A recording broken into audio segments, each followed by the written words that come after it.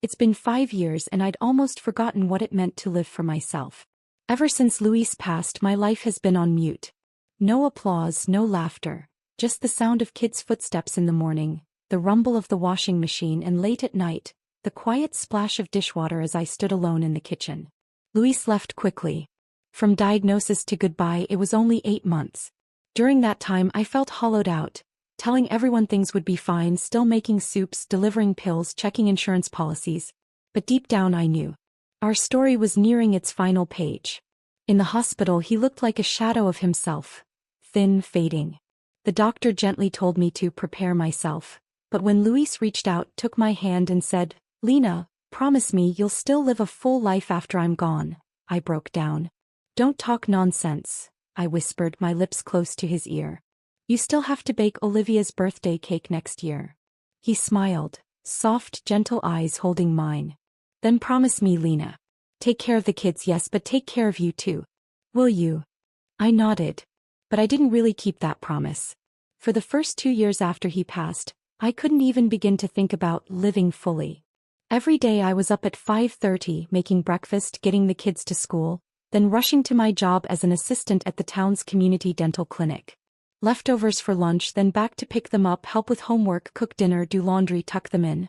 After they fell asleep, I'd sit at the kitchen table sorting bills, insurance forms, legal paperwork Luis had left behind. Life felt like it was trapped in a sealed glass jar. No emotion could get in or out. Joy, anger, sorrow. It all stopped mattering. As long as my 2 kids were healthy and safe, that was enough for me. Dan is 7 now, in elementary school. He dresses himself in the mornings, ties his shoes, even pours me a glass of milk. Olivia is 10, quiet and thoughtful, always sketching. For my birthday last year, she saved her allowance to buy a hand-drawn card. They know their dad is gone. They know mom is tired. They never whine, never complain. And that breaks me in a way. I'm grateful. And guilty. And sometimes I just want to cry. Some nights I sit alone in the backyard under the moonlight. The neighbor's dog barks. A distant train whistles. I hold Luis's old mug in my hands, tea long cold. And I think maybe this is it. No more surprises. No more romance. No second acts. Until that day when my friend Jennifer dragged me to her family's barbecue. "You've been off the grid too long," she said, grabbing steaks from a supermarket freezer. "Lena, you can't keep going like this. You need to talk to actual people, not parents, not patients, not your kids." "I'm not good at talking," I said with a soft laugh, taking corn from her hands. "Especially with strangers." She rolled her eyes. "You don't have to talk. You just need one night. Music, a hot dog, some laughs, even if they're not yours. Just sit there. The sky won't fall." So I went. I wore an old but clean denim shirt and tied my hair in a ponytail. Olivia and Dan came too. They chased other kids through the backyard, their faces lit up with pure, unfiltered joy. I sat in a corner, watching the crowd gather around the grill, laughing, teasing, while country music floated in the air. And for a moment, everything felt unreal. This isn't my world anymore, I thought. I've been away from this kind of life for too long. Just then, a man walked over and handed me a glass of lemonade. "I'm guessing you're Olivia and Dan's mom," he said, his voice gentle. His smile wasn't pushy or overly charming, just warm. "I am," I replied, nodding a little awkwardly. "I'm Dennis. Jennifer's distant cousin," he said, gesturing toward the grill. "She told me to come over and say hi." I couldn't help but laugh. "She's very enthusiastic. She said you're incredible." I figured I had to meet the kind of superhero who's raising 2 amazing kids. I nearly laughed out loud. "Are you complimenting me or teasing me?" "Both," he said, lifting his glass. "I just played dodgeball with Dan. That little guy nearly knocked me over." "He has no sense of moderation," I said, shaking my head, my voice laced with that unconscious softness moms tend to have. "He's great," Dennis said. "Kids like that grow up that way because someone's doing a lot of things right." For a moment I felt something stir inside me. In the 5 years since Luis died, no one had said something like that to me so plainly. Family and friends often tiptoed around, afraid of triggering my grief, avoiding too much talk. But the truth was, beyond being a mom, a widow, a survival machine, I'd been longing for someone to say, "You've done great. You've worked so hard." That night I didn't say much. Just chatted with him a bit. But when he asked for my number before he left, I didn't say no. I told myself I was just being polite. Still, deep down, something shifted. I don't remember the exact day we became something more. For a while, Dennis kept showing up just as a friend. He'd send the occasional message, "Have you eaten?" or comment under a photo I posted of Dan at a soccer game. He's turning into quite the little man. Then came the small visits. Once a week maybe. Sometimes he'd bring a bunch of carnations, a bottle of budget wine, or a pack of Dan's favorite peanut butter cookies. The kids adored him, especially Dan. Boys tend to crave a father figure, and Dennis somehow stepped into that space Luis had left behind. He'd take Dan to the park on weekends, help Olivia build wooden frames for science projects, even sat with them making construction paper turkeys the week before Thanksgiving. I remember one night after dinner the kids were in the living room playing a word game with him, laughing so hard their faces turned red. I leaned against the kitchen doorway just watching them, smiling without realizing it. And in that moment for the first time I thought, maybe I could have a home again. So when Dennis eventually said, "What if we try living together for a bit?" I didn't immediately say no. "Are you sure?" I asked, standing out on the balcony, unsure. My life isn't easy. This isn't one of those come hang out for a week and leave kind of setups. "I know," he said, stepping forward and setting his glass on the railing. "Lena, I'm not playing around. I love you and I love those two kids." I looked at him for a moment. The night wind was messing up his hair. He didn't look like a man who would lie. "1 month," I said. "You get 1 month. You understand, I can't have the kids getting hurt." "I swear. They won't," he said. He showed up on move-in day with 3 big boxes and a toolkit. I noticed the bathroom faucets leaking a little. "I could fix it." He said it casually, like he didn't want me to feel like I needed him. And I won't deny, he did help. He fixed the loose drawer rails in the kitchen, leveled the wobbly leg of the living room couch with a new wood block, stayed up late fixing Dan's broken scooter. The kids thought he could do anything. Dan started calling him D-Man. Olivia began bringing him water without being asked. I did wonder if it was all too fast. But coming home to someone who helped, who sat down to eat with us, who talked and laughed and did homework with the kids, that feeling of not being at war alone, it pulled me in. And then closer still. One evening he made steak and roasted mushrooms. We had dinner in the backyard. When he raised his glass he said, "Thanks for letting me be part of this family." I smiled, a little embarrassed, but in my chest bloomed a kind of peace I hadn't felt in years. Then that same night he said something for the first time. "You always look exhausted," he said. "Is it because of the kids? Maybe you're being too hard on yourself? Don't take it the wrong way, I just think maybe they need to learn some independence too." I put down my knife and fork and looked at him. "What do you mean?" "I mean you don't have to micromanage every little thing," he said, pausing to smile. "You're a woman too, not just a mom." There was nothing technically wrong with what he said. In fact, it almost sounded thoughtful. But something in me tensed. I smiled faintly, said nothing, and went back to cutting my steak. A few days later he tested the waters again. We were watching TV together. He had his arm around me, his fingers gently tracing the back of my hand. "Have you ever thought about, if we got married maybe we could have a child of our own?" I froze. "Dennis, I already have 2 children," I said calmly. "They are my whole world. And I need to be honest with you, I'm not planning to have another." He paused, then quickly laughed it off like it was nothing. "Of course, just a passing thought. Don't worry, I totally get it." I nodded. But something had shifted. A quiet chord inside me had been struck. Not long after, Olivia came to me and asked if she could switch back to her old nightlight. "It just feels different in the house now," she said. I asked her why. She shook her head. "It's nothing. I just feel weird." I didn't press her. But that night, for the first time when I listened to my kids talk, I started to run Dennis's reactions through my head too. He hadn't done anything wrong. In fact, it seemed like he was doing everything right. And that, in itself, became the problem.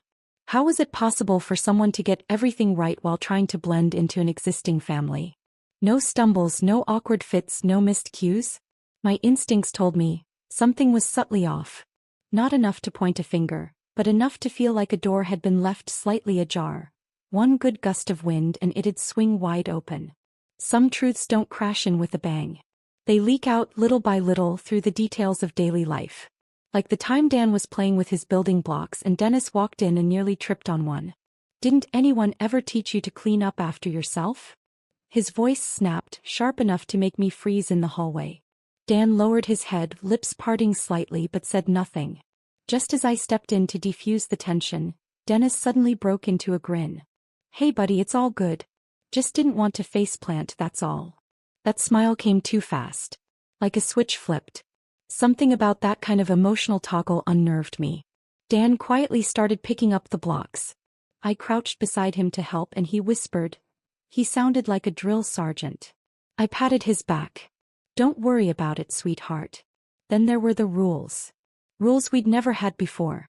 No TV after dinner. Go back to your rooms. You two need to start walking yourselves to school. Your mom and I aren't chauffeurs. At first I thought he was just trying to help. Being responsible. But slowly I noticed a change. The kids got quieter. They hesitated before speaking when Dennis was around, glancing at me first like they were checking if it was safe. The unease in my chest kept growing. Then one afternoon, Dennis brought up his sister May. She's not doing too well lately, he said. Tension with my mom, some acting out. I thought maybe she could stay with us for a few days. Change of scenery. I hesitated. May was 30. Right in the middle of that emotionally volatile age. Our home had only just found some stability. Olivia had finally warmed up to Dennis and I didn't want to disrupt that balance. Selfishly, I wanted to shield my kids from more upheaval. It's just for a few days, Dennis said lightly. Didn't you always say home is about making space for each other? I gave in reluctantly and nodded. May arrived with 2 suitcases, a phone and a perpetual eye roll. Her first words were, I thought your house would be bigger. I smiled and welcomed her in, told her she'd be sharing a room with Olivia.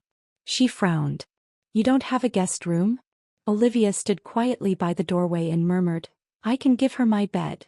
I couldn't explain why, but a chill ran through me. The first couple of days were calm enough. May mostly stayed in the bedroom, glued to her phone. She barely spoke during dinner. Dennis doted on her, always reaching across the table to pile food on her plate, saying, She's been overlooked too long at home. I tried to keep things balanced. But of course that never lasts. That afternoon I came home from work and immediately sensed something was off. Dan stood in the corner of the living room, eyes red and watery. May was on the couch, beside her cracked game console. It was him, she shouted, pointing at Dan. I told him over and over not to touch my stuff and he still did. He broke my switch. I turned to Dan. He was biting his lip, tears pooling in his eyes. I didn't touch it, he whispered. I just walked by, maybe it fell on its own. So now I'm lying? May snapped, shooting up from the couch, her voice sharp enough to cut. That's when Dennis walked in, taking in the scene with a frown. What's going on? May ran to him. He broke my game and then said I did it myself. I tried to keep things from escalating. Let's all calm down, May. You're biased, she burst into tears. You don't even care whose fault it is. You're just protecting your own kid. Dennis looked at me then, his voice suddenly colder. Lena, you can't keep assuming your kids are always innocent. It felt like a slap across the face. I stood there, stunned, the weight of humiliation crawling up my spine. That night, I grounded Dan from using his tablet. Olivia sat through dinner without saying a word. Later, alone in the living room, I picked up the damaged console. The crack wasn't on the edge, it split through the center.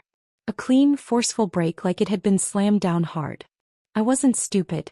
I just didn't want it to be true. The next morning, Olivia came into the kitchen quietly. Mom, she said, May broke it herself yesterday. I saw it. She was on a video call with her friend and it slipped from her hand. Then she blamed Dan. I stared at her, silent. Why didn't you say something yesterday? She looked down. I was scared you wouldn't believe me either. My chest cracked open in that moment. Dennis was in the kitchen changing the coffee filter, unaware. I stood in the hallway watching him, this man I had once believed I could trust. And now, somehow he had created a space where my daughter was afraid of my love. Then May walked in. And I said it. I think it's time for you to go home. She froze, then scoffed, rolling her eyes so hard I could practically hear it. You really think you matter that much? You think my brother actually loves you? Please. He just likes how easy you are to manipulate. The air went stone cold. Dennis's voice shot out from the hallway. panicked and harsh. May. Shut your mouth. I didn't look at him. I just grabbed Dan's backpack, took his hand and said, "Come on, let's get you to school." His little fingers curled around mine just barely, but firmly. And I knew in that moment he felt it. His mom was back. But not all the way. Not yet. That night, I tossed and turned in bed, May's voice playing on a loop in my mind. "You think he loves you? He thinks you're stupid. Easy." Dennis didn't bring her up again. He made a token comment, "She's just a kid," then went about his evening taking a shower, turning in early, pretending nothing had fractured. He wanted to believe the surface was intact. But I could hear the house creaking around us, like the foundation was shifting beneath our feet. And I was still sitting on the couch, pretending I didn't feel the floor give. Around 11 I heard footsteps upstairs. Soft, careful, like someone was trying not to be heard. I threw on a sweater and went up. Olivia's door was slightly ajar. She was still awake, sitting on her bed, clutching her worn-out blue bunny by its torn ear. "Sweetheart," I whispered, "why aren't you asleep?" She startled, wiping at her eyes quickly. "I'm okay." I stepped inside and sat beside her. The room was chilly. She pulled the blanket a little toward me like a small offering. "Are you worried about Dan?" She nodded, then shook her head. "Are you worried about me?" Pause. Then a tiny voice, "A little." I wrapped my arms around her. Her shoulders were stiff, hesitant, like she didn't know if she could still trust that embrace.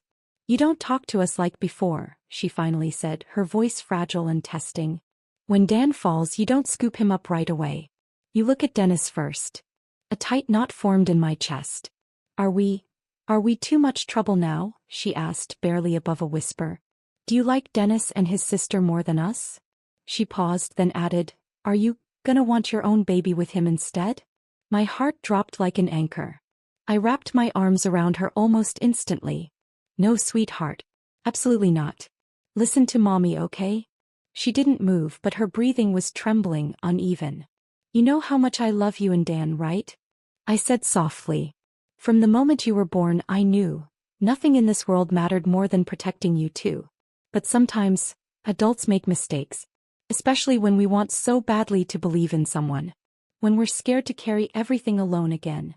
I paused, trying to steady my own emotions. I got scared too. I was afraid of losing what I had, afraid of being alone again. So I stopped seeing things clearly. But what you said tonight, it was like a bell ringing in my head. It woke me up. Her shoulders began to soften. Kept going. "Believe me, baby, you and Dan have never been a burden. Never. You two are the reason I know I'm still worth loving. Still worth being here.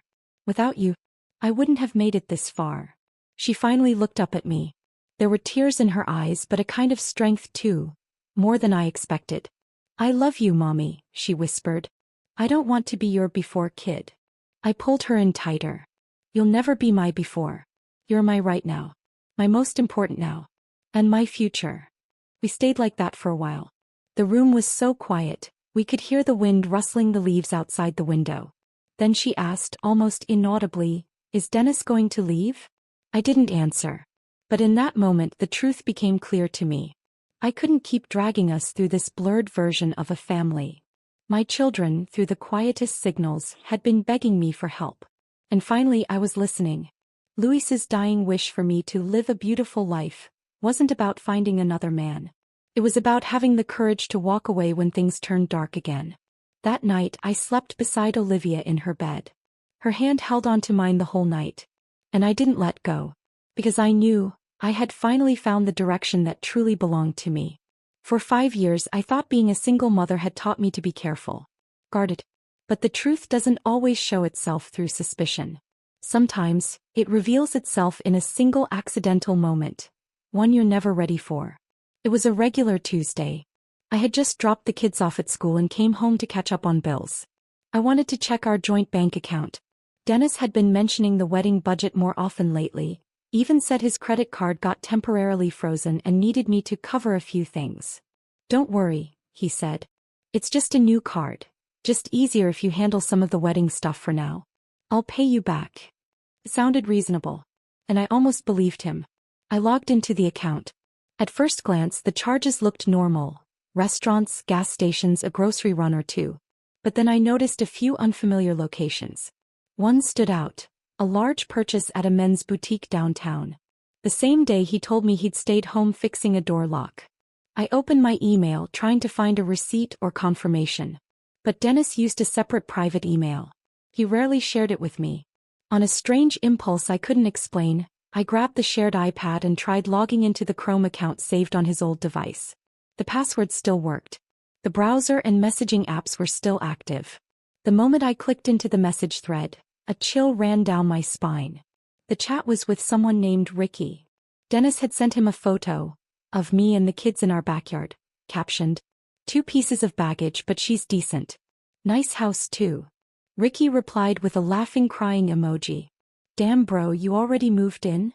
Dennis answered, "What choice do I have? These days finding a woman with a house and no clue is rare."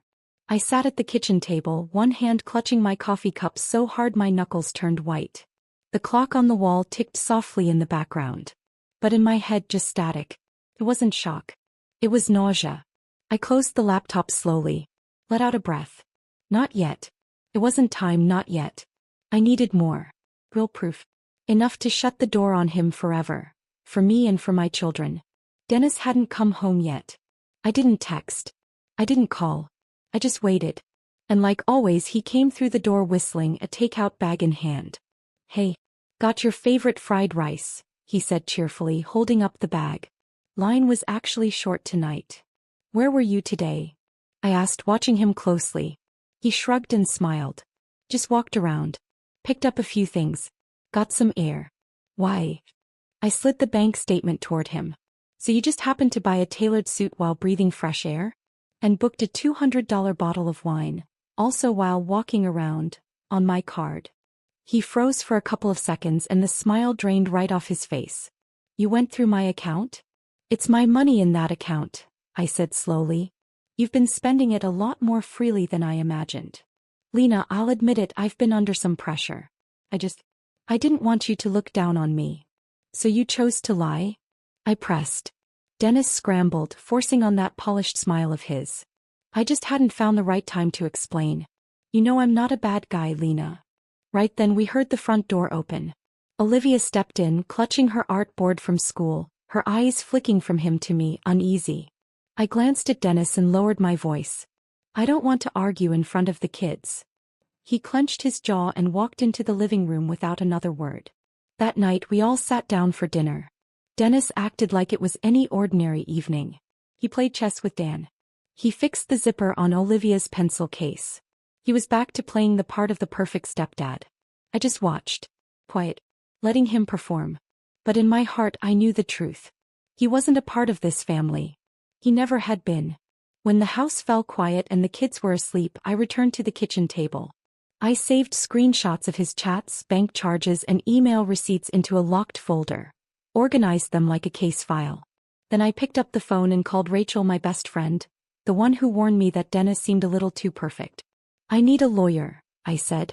She didn't even hesitate. Finally. "I knew it. I just wanted to be sure," I replied. "He's good. Too good. He fooled me. He fooled my kids. What are you going to do?" I stared out the window at the lights flickering across the neighborhood. "I'm going to make him regret ever stepping into this house." There was a pause, then Rachel asked quietly, "When are you going to make your move?" I closed the laptop, voice steady. "When he thinks he's won." In the days that followed, Dennis carried on like nothing had changed. He still left early to meet clients. Still came home with little gas station snacks for the kids.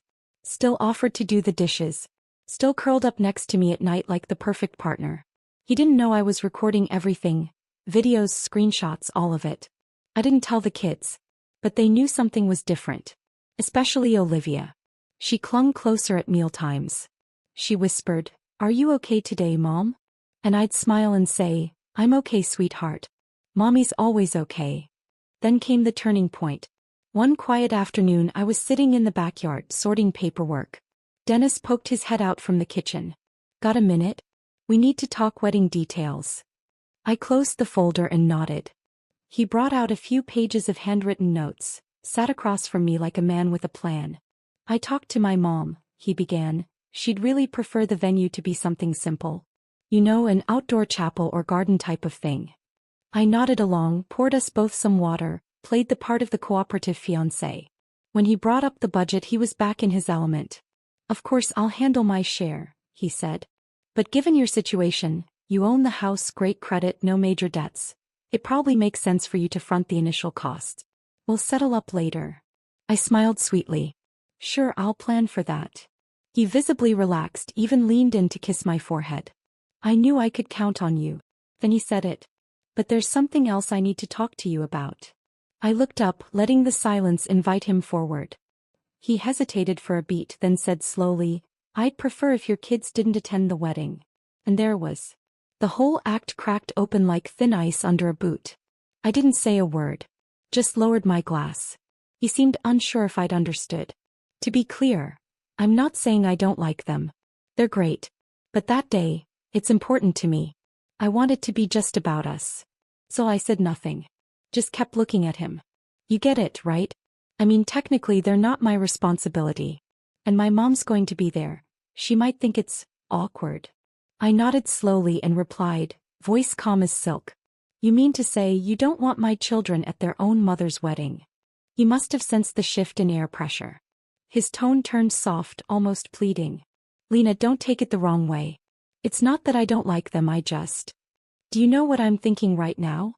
I cut in gently, my voice almost kind. I'm thinking, if Luis were still alive to hear that, he'd beat you so hard you'd end up in the ear.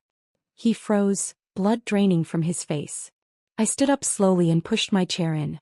Don't worry, Dennis, I said, smile sharp. I promise, they won't be at the wedding. His eyes lit up with relief. Really? You'd agree? I cut him off. Because there is no wedding with you anymore. His mouth hung open, gasping like a fish out of water. Then he shouted, voice rising with panic. Lena, are you insane? Do you know how much I've done for this family? I left my job, I helped raise your kids, and my mother hasn't even met you yet. You're right, your mom never met me. That's probably the luckiest thing that ever happened to her. I walked into the kitchen, pulled his key off the hook in the little wicker basket and tossed it onto the table in front of him. You're moving out today. Don't worry, I won't cause a scene and I won't rip things apart in front of the kids. You said you didn't want them at the wedding? You were right. There won't be them because there won't be you either. His face flushed red as he stepped toward me. You can't do this to me. I stared him down. Oh, I absolutely can. You forget this house. It's not ours. It's mine. His mouth opened like he wanted to curse, but something held him back. I turned, walked to the entryway and pulled a sealed envelope from the drawer. Tossed it in his hands. That's a breakdown of every dollar you've spent from my account over the last 2 months. Don't worry, I've backed up everything. Every receipt, every message. And yes, I've got a lawyer. The calmer you are, the simpler this stays. He stood frozen, the fire in his eyes quickly replaced by something far more useful, fear. I looked at him one last time. You thought you were getting an easy woman. What you didn't realize was, you walked straight into a mother wolf's den. You thought you were running the script, but I've been behind the curtain the whole time watching you rehearse. You can walk out now. Or I'll help you out. He stared at me for a long beat, then muttered psycho under his breath. Then he grabbed the cheap luggage he should have taken with him weeks ago and walked out the door. When it closed, I didn't cry. I just exhaled, quiet and steady, like I'd finally scraped something rotten out of my life. After Dennis left, the house was quiet again. But not the kind of silence that suffocates. This was clean, open silence, the kind with room to breathe. I changed the locks. Took down the hook where his key used to hang, tossed it in the trash with the cheap keychain he'd given me the day he moved in. A little metal smiley face engraved with, you and me. Now it just looked cold and bitterly ironic. I texted Rachel a single sentence. It's on. 3 days later, I sat in a conference room at her law office. I handed over the iPad and a thick manila folder filled with everything. Bank statements, email screenshots, chat logs, wire transfers, even the signed deposit contracts he'd paid with my account.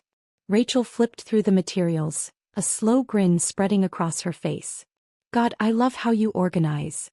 I was afraid dumping it all at once might seem too brutal, I said calmly. But I'm not leaving any back doors open. Good. She closed the folder.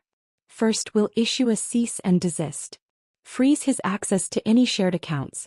And with this evidence, emotional coercion, financial abuse, he won't be able to spin it. I nodded. No sense of triumph. Just a solid, grounded clarity. When I got home, Olivia was in the kitchen making cocoa for Dan. She looked up hesitant. Mom, he's really not coming back, is he? He's not, I said, dropping my bag and shrugging off my coat. I walked over and hugged her. We don't give second chances to people who show us who they are. She leaned into me and nodded softly. Dan came up beside us, hopeful. Can we go out today? It's sunny. Of course we can. I tousled his hair. Starting tomorrow we get to do all the things we always wanted to, but we're too scared to. I took them downtown to the botanical gardens. Dan ran around the fountains snapping photos with my phone. Olivia sat on a bench, sketching vines and tree branches in her notepad. On the drive home I rolled the windows down and let the wind tangle my hair like it used to when I was younger. We haven't done this in forever, Olivia said. I know, I smiled, one hand on the wheel. It's time to start again. That night I packed the last of Dennis's things, 2 garbage bags full. I left them on the porch and texted him. Your stuff is outside. Please pick it up by noon tomorrow. By lunchtime the next day the bags were still there. Untouched. I didn't remind him. And he never came back. That afternoon I cleaned the entire house. Took down the curtains to wash them, pulled the couch covers off and hung them to dry on the balcony. The washing machine hummed steadily in the background as I sat down on the floor, and laughed. Not a joyful laugh, but the kind that comes from pure release. I wasn't afraid of being alone anymore. Because I realized, I had never truly been alone. My kids were with me. My friends were with me. And most importantly, my instincts and judgment had always been there. I just buried them under fear. Now they were back. That evening, I sat in the living room and began sorting through old ledgers and the box of keepsakes Luis had left behind. Inside his old financial notebook, I found a small scrap of paper tucked between the pages. In his handwriting it read, "Don't be afraid to mess up. Be afraid of never starting over." I stared at that line for a long time. And then I understood. Dennis wasn't a disaster. He was a catalyst. A not too expensive reminder. A nudge to remember what trust should actually feel like. I closed the notebook and stood up. Walked toward the kids' room. The door was slightly ajar. Warm light spilled out. Olivia was reading. Dan had already fallen asleep. She looked up and said softly, "Mom, you're different now." "Oh." I smiled. "How so?" "You walk louder," she said seriously. "Before you used to walk like you were hiding. Now it's like, you're not scared anymore." I leaned down and kissed her forehead. "Then let's keep walking forward, together." Dennis thought the day he walked out of my house the story ended. He had no idea. That was only the final line of Act 1. On the 4th day after we sent the cease and desist letter, I received confirmation from the bank. Our joint account had been frozen. Every transaction would now be reviewed. Not a single dollar could move without my written consent. Rachel told me he was completely blindsided. "You want to guess his first reaction?" she asked on the phone, half laughing. "Let me guess, he played the victim?" "Worse. He yelled at my receptionist. Said it must be some big misunderstanding." I didn't laugh. I just nodded. "Good. That means the show's not over yet." I didn't go on social media to blast him. I didn't gossip to mutual friends or air dirty laundry in group chats. But I did feel, deeply, that the story needed to be told. So I logged into an old blog I hadn't updated in years. And I started writing. I used to think if someone helped carry your groceries, picked up your kids, said good night at the door, that it meant they deserved a place in your life. But sometimes people don't come to help. They come to drain you, your trust, your energy, even your name. I didn't name names. I didn't reveal every detail. I simply told the story from the voice of a single mom. How a good man crept into her life under the guise of love, slowly infiltrated, manipulated, and drained, until she finally saw it, stopped it, and reclaimed her life. Vital. I canceled the wedding, and the lie that came with it. I didn't expect the response. The next morning my inbox overflowed. Dozens, hundreds, of women. Most of them single moms. Writing things like, "I thought I kept choosing wrong because I wasn't smart enough. But reading your story, I know now it wasn't my fault." And, "Thank you for showing me that stopping the damage is an act of love." I'm choosing my kids too. Then came the one that chilled me. A stranger wrote. Was his name Dennis Smith?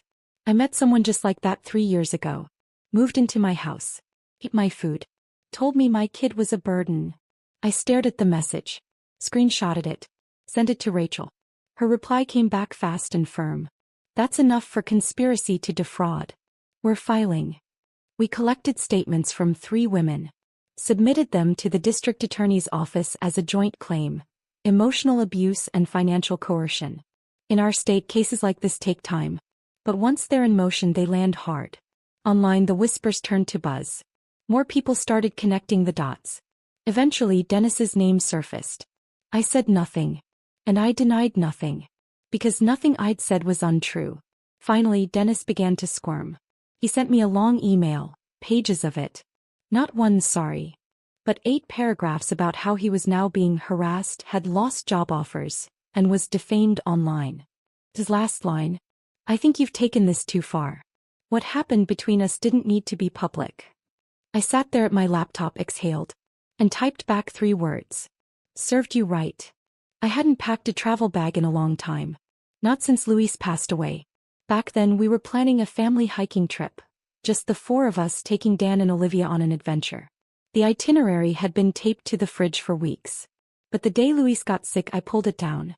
It never went back up. This time I taped a new one. A quiet seaside town, just a 3-hour drive from home. Not a tourist hotspot, just sand, an old wooden boardwalk, and a pine-lined road perfect for biking. When I told the kids, they could barely believe it. We're really going on a trip?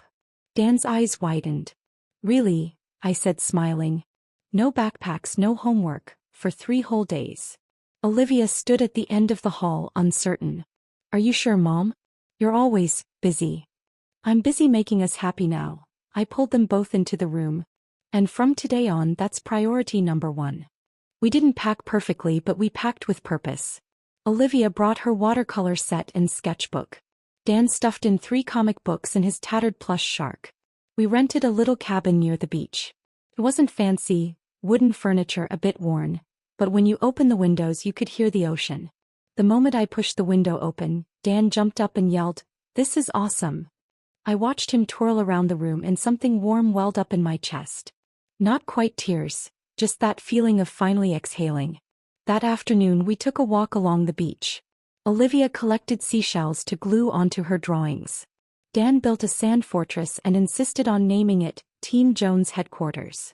We had dinner at a small diner in town, one of those old-school places with black and white photos of local fishermen on the walls. The waitress was a silver-haired woman in her 60s. He glanced at me, then at the kids, and smiled. You all look like a family out of a magazine. I thanked her but didn't offer more. We were a family. Not a traditional one maybe, but somehow, a more honest one. That evening we watched the sunset together. I sat on the steps outside the cabin. Dan fell asleep curled against me. Olivia leaned on my shoulder, one hand still sketching absent-mindedly. Mom, she whispered, are you not sad anymore? I looked down at her and smiled softly. I'm still sad sometimes, I said. But now I know how to live with it. She nodded, then leaned closer and whispered in my ear, You're the bravest mom I know. That night I took out the video Luis had recorded for the kids during his final weeks. We had planned to show it to them when they each turned 10. But I knew now was the moment. In the video, Luis wore his old sweater, sitting at our kitchen table. His voice was hoarse but steady. His eyes full of fire. Hey kids, if you're watching this, that means Mom thinks you're grown up enough now. So I'll keep it short. Life's tough, but you've got the best mom in the world. She'll protect you, but I need you to remember to protect her too. She won't always say when she's tired. But she gets lonely sometimes. He paused for a few seconds. Then smiled gently. Did she take you on a trip? Good. Then do me a favor. Pick up a stone from the beach, bring it home and put it on our windowsill. So it'll feel like I never really left. I paused the video and turned toward them. Olivia's eyes were red, but she blinked the tears away. Dan whispered, Can we find the stone tomorrow? Please. I nodded, pulling them both into my arms. Of course we can. That night the 3 of us slept deep and peaceful. The next morning we went to the beach. We found a smooth, round stone, gray-blue, with a little mark that looked like the mole between Luis's brows. When we got home, I washed it clean and placed it on the kitchen windowsill. And in the light that poured through that window, the stone looked like it still carried the wind. And the sound of his voice. After we came back from the trip, I gave myself what I called a long, slow recovery period. I didn't quit my job. I didn't go off the grid. I just started living differently. I began using my free time more intentionally. I volunteered at the local town library, and before long, someone recommended me to join a local support group for single moms. It was a Thursday night when I attended my first in-person meeting. The room wasn't large. Paper flowers handmade by someone's child decorated the walls. Around the long table sat 5 or 6 women, each holding a paper cup filled with coffee or tea. They all looked tired, but behind their fatigue was something else. A quiet determination to reclaim names over labels. I introduced myself. Hi, I'm Lena. I have 2 kids. I called off a wedding that nearly cost me them. There was a pause. Then came the nods. The soft chuckles. That quiet, unmistakable, I see you. We began swapping stories, not complaints but healing confessions. One woman spoke about fleeing an abusive home at 3 a.m. with her kids. Another had just ended a marriage where she felt like a full-time waitress instead of a partner. Someone else was still debating whether to leave the man who cared only in the form of commands. I shared my blog post, Olivia's home video, and the story of the stone on our kitchen windowsill. Some women cried. Some clapped. And for the first time, I wasn't the strong single mom in the room. I was just a woman, one who had walked through the storm and was now willing to speak. Weeks later, I started volunteering at the town's Little Arts Collective, helping coordinate a community project called The Echo Exhibit, a show featuring photography, stories, and voice recordings about family. Olivia contributed her picture book sketches. Dan helped me record the opening lines of the audio guide. You've become the local symbol of gentle armor, Rachel teased one afternoon. I smiled. Turns out, armor doesn't have to be hard to work. A year passed quickly. On the anniversary of Luis's passing, the 3 of us visited his grave together. The cemetery was quiet. The grass freshly trimmed. Soft lavender clovers bloomed behind his headstone. I brought a bottle of his favorite cold brew beer. Olivia carried a hand-drawn portrait of our family. Dan had written a letter, riddled with spelling errors and full of joy. Dear Daddy, he read aloud. We're doing great now. Mom says she's a superhero and I agree. One day I'll be just like you and protect our family too. I looked at that gray stone and didn't feel a sting, only a calm, steady peace. I stepped forward and set the beer down gently. Luis, I said, I did it. The kids are doing great. And I'm slowly becoming okay too. I finally realized I was never broken to begin with. I stood and reached for my children's hands. We stood in the sunlight, our shadows overlapping, like a family portrait finally ready to be taken. As we walked down the hill, Dan suddenly asked, Mom, if you ever want to meet someone again, would you start dating? I laughed, not rushing to answer. Maybe, I said. But next time I'll take it slow. And I'll definitely ask you too what you think. He nodded seriously. Well, we'd have to approve first. I burst out laughing. Olivia did too. We walked down the slope together. Behind us, the wind moved through the trees. Ahead, the street glistened like it had just been rinsed in spring. And I knew my life would never be the same. It would no longer revolve around a man. No longer bend to fit someone else's idea of complete. I had finally learned to move forward. In my own name. With my children at my side. And all of us, together walking ahead.